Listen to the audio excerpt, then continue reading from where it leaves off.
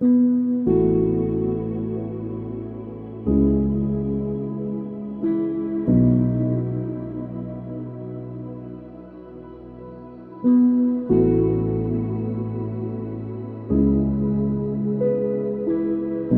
y a des choses qu'il ne faut pas prendre à cœur.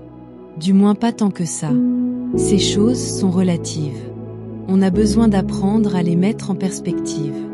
Quelle importance auront-elles du point de vue de l'éternité? Te souviendras-tu encore d'elles dans quelques heures? Alors, laisse-les, allez tout simplement. Il n'y a rien d'autre à faire que de laisser partir ces choses. Le cœur est ce qui compte le plus. Tu te souviens? Qu'est-ce qui peut avoir tant d'importance si le cœur est au bon endroit?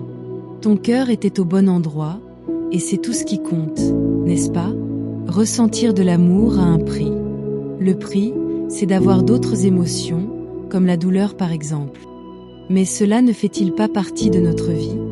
La douleur ne fait-elle pas partie de notre existence parfois? Qu'est-ce qui est mieux?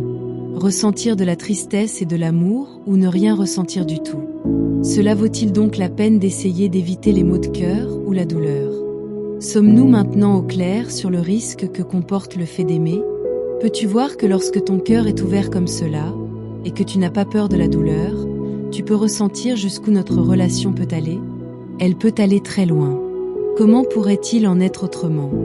Aussi, comment peut-il y avoir relation quand un cœur est ouvert et l'autre pas? Tu vois maintenant pourquoi l'expérience de ce plafond invisible, comme tu l'as appelé, ou la porte entre nous, était nécessaire? Combien il est douloureux pour un père qui souhaite communiquer avec son enfant, quand le cœur de son enfant est fermé. Ce que tu as ressenti ces dernières semaines, c'est ce que ton père ressent chaque jour avec beaucoup de ses enfants. Toutefois, l'ouverture d'un seul cœur est comme l'ouverture du monde entier. Chacun de mes enfants est un univers entier et unique. Et avoir accès au cœur de mes enfants est aussi essentiel pour moi que d'avoir de l'air à respirer, comme tu l'as exprimé un jour. Comment les parents peuvent-ils respirer librement si leurs enfants sont séparés d'eux? Où serait leur esprit? Pourraient-ils même poser leur tête pour se reposer?